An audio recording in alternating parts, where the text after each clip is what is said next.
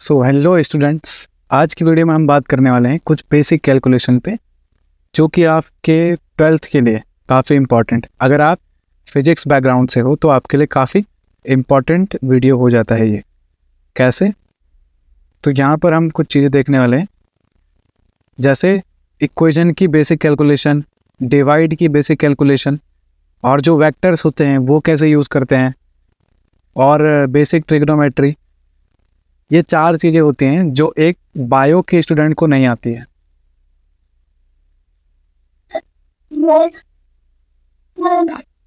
ठीक है, तो ये एक बायो के स्टूडेंट को, मतलब मैं ये नहीं कह रहा कि हर बायो के स्टूडेंट को नहीं आती है। तो 10 में से 4 बच्चे या 5 बच्चे तो ऐसे होते हैं जिनको ये 4 चीज़ें नहीं आती है, और इसकी वजह से वो काफ़ी स्ट्रगल करते हैं।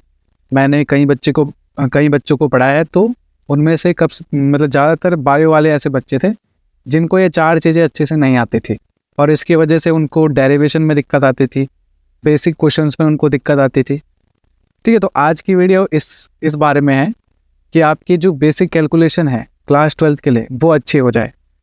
ठीक है, और इसके बाद मैं लेक्चर अपलोड करना स्टार्ट करूँगा, बहुत ही बेसिक से पढ़ाना मैं स्टार्ट करूँगा आपको। और उससे पहले ये वाली वीडियो आप देख सकते हैं जिसमें बेसिक कैलकुलेशन मैंने बताई है। कोई भी डेरिवेशन हो उसमें इक्वेशन या फिर ये डिवाइड, अब ये डिवाइड नॉर्मल वाला डिवाइड नहीं है, ये दूसरा वाला डिवाइड है जिसके बारे में मैं बताने वाला हूँ। फिर वेक्टर्स के बेसिक हैं उसके बारे में बताने वाला हूँ, और बेसिक ट्रिग्नोमेट्री। इन 4 चीज़ों के बारे में आज मैं डिस्कस करने वाला हूँ। तो बिल्कुल बेसिक से इक्वेशन के बारे में समझेंगे, डिवाइड के बारे में समझेंगे, वेक्टर्स के बारे में समझेंगे, और बेसिक ट्रिग्नोमेट्री के बारे में समझेंगे। ठीक है, जो कि बायो के स्टूडेंट्स को ज़्यादातर नहीं आता है। ठीक है, तो आगे बढ़ते हैं। सबसे पहले हम बात करेंगे इक्वेशंस। अब इक्वेशंस कौन से इक्वेशंस?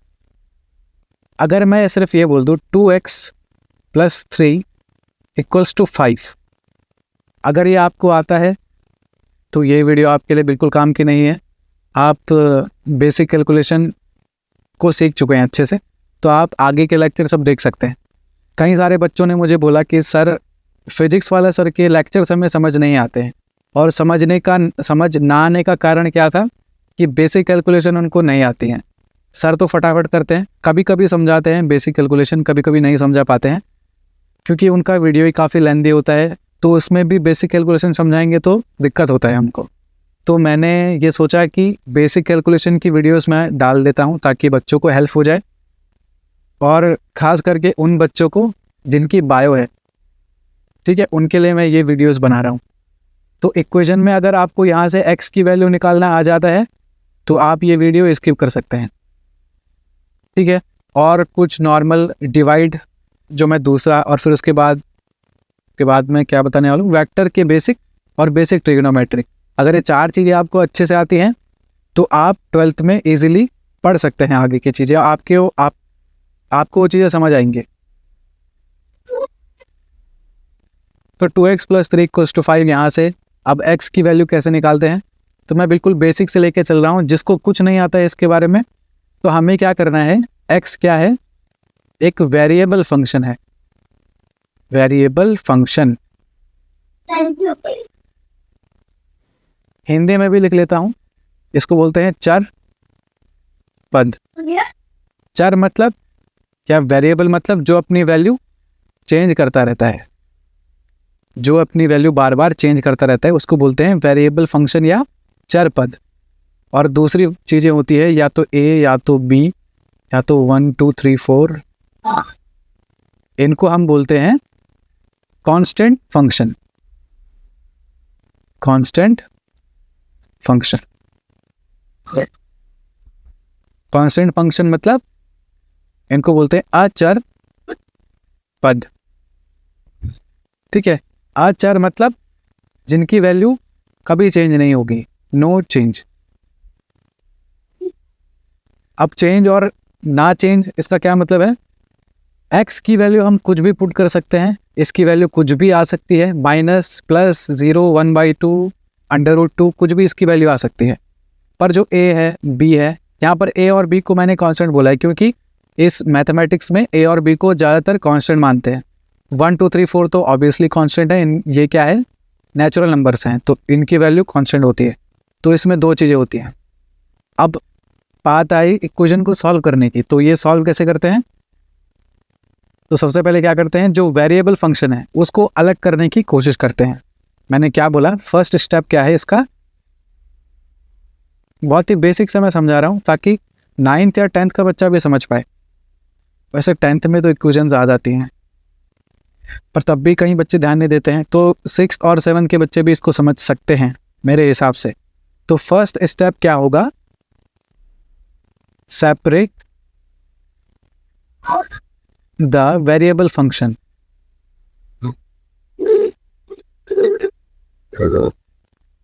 ठीक है, सेपरेट मतलब अलग करना है, किसको? वेरिएबल फंक्शन, चर पद को अलग करना है। अलग करने का क्या मतलब है, मतलब हमें ये 2x इस तरफ अकेला चाहिए। हाँ, एक चीज बताना मैं भूल गया, काफी इंपॉर्टेंट चीज है। इक्वेशन जब भी बनती है उसमें दो चीजें होती हैं। इक्वेशन जब भी बनती है उसमें दो चीजें होती हैं, एक को बोलते हैं लेफ्ट हैंड साइड और एक को बोलते हैं right hand side. Left hand side मतलब लेफ्ट की तरफ जितनी भी चीज लिखी हुई है उसको बोलेंगे लेफ्ट हैंड साइड। ठीक है, और राइट हैंड साइड पर जितनी भी चीजें लिखी हुई हैं उसको बोलेंगे राइट हैंड साइड। ठीक है, तो ये इक्वेशन का बेसिक फॉर्मेट होता है। यहाँ से हम वेरिएबल फंक्शन की वैल्यू निकाल सकते हैं। तो कैसे निकालेंगे, 2x, अभी क्या है वैल्यू, 2x + 3 = 5। फर्स्ट स्टेप क्या है, separate the variable function. Variable function को सेपरेट करना है। अब सेपरेट करना है मतलब इधर हमें 2x अकेला रहने देना है और इस 3 को यहाँ से हटाना है। अब 3 को यहाँ से कैसे हटा सकते हैं, तो सिंपल चीज़ है, अगर हम इसको राइट हैंड साइड ले जाते हैं तो इसका साइन चेंज होके ये माइनस हो जाएगा, ये आपने सुना होगा। ठीक है, तो यहाँ पर बहुत ही बेसिक, 2x = 5, अब 3 हमने भेज दिया उधर तो -3। ठीक है, इसका एक मतलब और होता है, कि 2x + 3 दोनों साइड अगर हम 3 माइनस कर दें, दोनों साइड अगर हम 3 माइनस कर दें, इधर हमने 3 माइनस किया और दूसरी साइड भी हमें 3 माइनस करना पड़ेगा। अगर लेफ्ट हैंड साइड में जो चीज़ लगाई है उसको भी राइट हैंड साइड में लगाना पड़ेगा। तो यहाँ से 3 कैंसिल, यहाँ बचा 2x और यहाँ पर बचा 5 - 3 2। ठीक है, तो ये इसका कंसेप्ट है। और याद क्या रखना है कि लेफ्ट हैंड साइड से कोई चीज़ अगर लेफ्ट हैंड साइड से कोई चीज़ अगर राइट हैंड साइड जाती है तो उसका साइन चेंज होता है। ठीक है, प्लस होगा तो माइनस, माइनस होगा तो प्लस, और अगर मल्टीप्लाई होगा तब डिवाइड, और अगर डिवाइड होगा तो तब मल्टीप्लाई। ये डिवाइड और मल्टीप्लाई वाला कैसे होता है ये भी हम अभी देखेंगे। तो 2x = 5 - 3, तो 2x = कितना आ गया, 2। तो अब 2x - 2 आ गया, इतनी बात आपको समझ आ गई होगी। तो हमारा एक्सप्रेशन क्या बचा लास्ट में, 2x =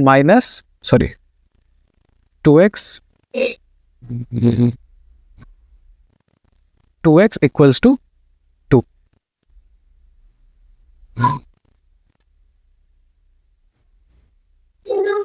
इरेजर कहाँ गया,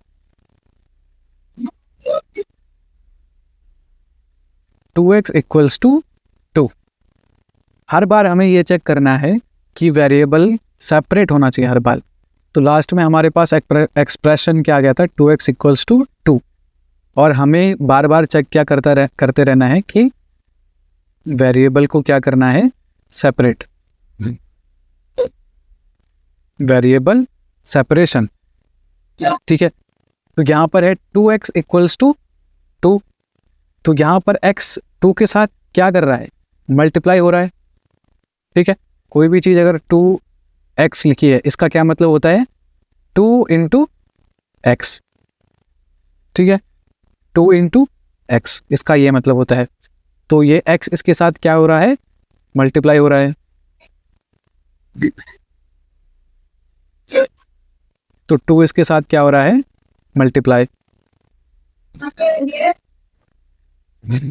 तो मल्टीप्लाई हो रहा है तो क्या करेंगे, x = ये 2 यहाँ पर है मल्टीप्लाई में, तो ये जब राइट हैंड साइड में जाएगा तो फिर चला जाएगा डिवाइड में। तो ये 2 था राइट हैंड साइड में अपॉन 2, तो 2 से 2 कैंसिल, कितना आया 1, ठीक है। तो x इक्वल्स टू कितना आ गया 1। तो इस तरह से हम किसी भी इक्वेशन में से वेरिएबल की वैल्यू फाइंड कर सकते हैं। बहुत ही ईजी मेथड है, अगर आप धीरे धीरे समझेंगे। अगर एक दो क्वेश्चन मैं और करूं, जैसे एक क्वेश्चन और करते हैं, जैसे 5x प्लस 3 इक्वल्स टू कितना लिखूं 8, ठीक है, इतना लिखा मैंने। अब यहाँ से भी हमें x की वैल्यू फाइंड करनी है, तो हम क्या करेंगे 5x, ये लेफ्ट हैंड साइड में 3, इसको उधर भेजेंगे राइट हैंड साइड में, तो 8 minus 3, 5x equals to 8 minus 3 5। अब यहाँ पर x को हमने फिर से सेपरेट करना है, तो x इक्वल्स टू, और इधर 5 लिखा है लेफ्ट हैंड साइड में, सॉरी राइट हैंड साइड में। लेफ्ट हैंड साइड से अगर राइट हैंड साइड को 5 क्या है मल्टीप्लाई में, तो 5 को लेफ्ट हैंड साइड से राइट हैंड साइड की तरफ भेजेंगे, तो ये है मल्टीप्लाई में, यहाँ चला जाएगा डिवाइड में, और यहाँ से भी आ जाएगा आंसर 1। तो x की वैल्यू यहाँ से भी क्या आ गई 1। तो ये सिंपल सी चीज़ है, ये मतलब अगर एक दो क्वेश्चन करोगे तो समझ में आ जाएगा। और ये बात याद रखनी है, अगर लेफ्ट हैंड साइड में, ये लिख लेता हूँ, लेफ्ट हैंड साइड और right hand side, left hand side से अगर माइनस वाले को राइट हैंड साइड में ले गए तो इसका साइन चेंज होके प्लस हो जाएगा, और प्लस वाले को अगर लेफ्ट हैंड साइड से राइट हैंड साइड ले गए तो माइनस हो जाएगा, और अगर मल्टीप्लाई वाले को राइट हैंड साइड ले गए तो वो डिवाइड में चेंज हो जाएगा, और अगर डिवाइड को लेफ्ट हैंड साइड से राइट हैंड साइड ले गए तो वो मल्टीप्लाई में चेंज हो जाएगा, ठीक है। ये 4 चीज़ों का ध्यान रखना है, तुम्हारे इक्वेशन का जो वेरिएबल का आंसर है वो इजीली आ जाएगा, ठीक है। इसके बाद बात करते हैं डिवाइड। और डिवाइड में कौन सा वाला डिवाइड, देखो एक ऐसा डिवाइड होता है a by b by c by d, a by b by c by d, और हम कंफ्यूज हो जाते हैं कैसे करना है। और इसमें तो नहीं होते ज़्यादा कंफ्यूज, इसमें कंफ्यूज नहीं होते क्योंकि हमें पता होता है, या फिर ना भी पता हो, इसकी मल्टीप्लाई इससे होती है, इसकी मल्टीप्लाई इससे होती है, मतलब a into D upon b into C, ये इस तरह से होता है। हमें कन्फ्यूजन तब होता है जब a upon b upon c होता है, और जब a upon b upon c होता है तो कोई करता है इसको यहाँ पे मल्टीप्लाई और इसको भी यहाँ ही मल्टीप्लाई कर देता है, यहाँ पर कन्फ्यूजन आता है, ठीक है। ये समझ आया, ये वाला तो समझ आ गया होगा, a by B by C by D, तो ये d वाला a से और c वाला b से, पर ये वाली चीज़ें समझनी पड़ेंगी। तो इसके 2 वेरिएशन होते हैं। पहला वेरिएशन क्या है, a मेन डिवाइडर, यहाँ पर हर बार ये चेक करना है कि मेन डिवाइडर कहाँ पर है, main divider b by c, a main divider b by c। अब इसको कैसे सॉल्व करेंगे, तो इसको इस वाले फॉर्मेट में ले जाने की कोशिश करेंगे। तो हम अगर a by 1 main divider b by c कर दें तो ये दोबारा यही बन गया, तो ये यहाँ से यहाँ मल्टीप्लाई, ये यहाँ से यहाँ मल्टीप्लाई, नॉर्मल जैसे ये a into D upon b into C हुआ, तो फिर ये a into C upon b into 1, तो ये आ गया a c अपॉन b। ये पहला वेरिएशन था डिवाइड का, जहाँ पर मेन डिवाइडर पहले वाले के बाद में हो जाता है मेन डिवाइडर, और अगर मेन डिवाइडर दूसरे वाले पे है, मतलब ये वाली कंडीशन है, मतलब a by B main divider c, ठीक है। पहले मतलब जो मेन कंसेप्ट है वो क्या है, a by B main divider c by D, तो उसके लिए ये ऐसे हो जाएगा। पर इसकी 2 वेरिएशन आती हैं कि अगर a ऊपर सिंगल लिखा है और main divider b by c, तो उसके लिए हमें क्या करना है, ये मेथड फॉलो करना है कि हमें इसको इस लेवल पर ले जाना है, इस लेवल पर मतलब इस फॉर्मेट में ले जाना है, और हमें a के नीचे 1 पुट करना है, क्योंकि 1 पुट करने से दोबारा आंसर यही आने वाला है। तो अगर हमें ये फॉर्मेट मिल गया तो फिर ये सॉल्व करने में इजी हो गया, ठीक है। फिर दूसरा ये वेरिएशन आता है a by B main divider c, main divider अभी b के बाद है, पहले कब था, a के बाद सीधे मेन डिवाइडर था, यहाँ पर b के बाद है, तो फिर से यहाँ पर भी वही हमें वो पहले वाले फॉर्मेट में ले जाना है, पहले मतलब जो मेन कंसेप्ट है उस वाले फॉर्मेट में। तो ये क्या हो रहा है,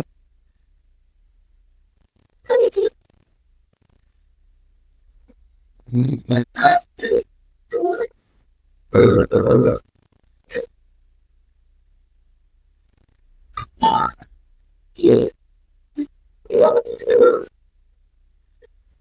है, तो मेन डिवाइडर वाले कंसेप्ट पे ले जाना है तो a by B upon c by 1, c by 1 कर सकते हैं, क्योंकि c बाई 1 करेंगे तो दोबारा तो दोबारा हमारे पास क्या आ जाएगा, c बाई 1 करेंगे तो दोबारा c आ जाएगा। तो दोबारा वही कंसेप्ट, नीचे वाले का सबसे ऊपर फिर बीच वालों का मल्टीप्लाई, तो ये a into 1 upon b into c। तो इस तरह से ये क्वेश्चन हम कर सकते हैं। तो क्वेश्चन करते हैं एक, अगर 2/5 अपॉन 1/2 ऐसा फॉर्मेट हो तो इसको कैसे सॉल्व करेंगे, तो इसको सॉल्व करेंगे ये यहाँ मल्टीप्लाई, ये यहाँ मल्टीप्लाई, तो 2 इंटू 2 अपॉन 5 इंटू 1, तो आंसर कितना आया 4/5। ठीक है, दूसरा क्वेश्चन करते हैं, तो क्या होगा 5/2/3। तो ये कैसे करेंगे, तो इसको मेन कंसेप्ट वाले फॉर्मेट में लाना है, तो वो कैसे कर सकते हैं। मेन डिवाइडर देखो कहाँ पर है, मेन डिवाइडर जहाँ पर हो और जो सेपरेट हो रहा हो, मेन डिवाइडर में जो सेपरेट हो रहा हो उसको 1 से डिवाइड करना है। तो 5/1 मेन डिवाइडर 2/3। ठीक है, तो हम अगर इसको मेन कंसेप्ट वाले फॉर्मेट में रखें तो हम क्या कर देंगे, जो मेन डिवाइडर वाला जो सेपरेट हो रहा है, मेन डिवाइडर के साथ जो सेपरेट हो रहा है उसको 1 से डिवाइड कर देंगे। तो 5/1 मेन डिवाइडर 2/3। ठीक है, तो फिर दोबारा वही फॉर्मूला, इसका मल्टीप्लाई इससे, इसका मल्टीप्लाई इससे, तो 5 इंटू 3 2 1, तो 5 3 आर 15/2। तो आंसर हमारा हो गया 15/2। ठीक है, एक क्वेश्चन और जिसमें मेन डिवाइडर और नीचे हो जाएगा, तो 3/2 मेन डिवाइडर 5। ठीक है, तो यहाँ पर भी 5 हमारा सेपरेट हो चुका है, तो इसको भी हमें ऐसे ही करना है, 3/2 मेन डिवाइडर 5/1। तो ये 1 से ये यहाँ मल्टीप्लाई, फिर 5 से ये 2 यहाँ मल्टीप्लाई। ठीक है, तो 3 इंटू 1 अपॉन 2 इंटू 5। ठीक है, तो 3 1 जार 3 और 5 2 जार 10। तो आंसर क्या आ गया 3/10। तो ये इतना सिंपल होता है और इसमें बच्चे कंफ्यूज होते रहते हैं, बस कंसेप्ट पता होना चाहिए, बाकी इजीली हो सकता है। ठीक है, फिर आते हैं वेक्टर बेसिक्स पे।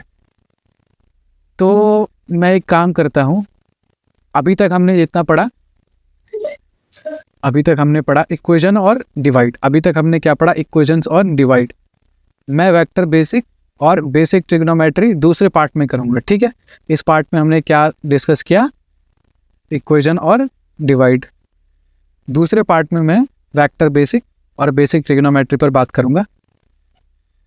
ठीक है, तो आप ऐसे क्वेश्चन को ट्राई करते रहें और इक्वेशंस के क्वेश्चन को भी ट्राई करते रहें। ठीक है, तब तक के लिए टाटा बाय बाय।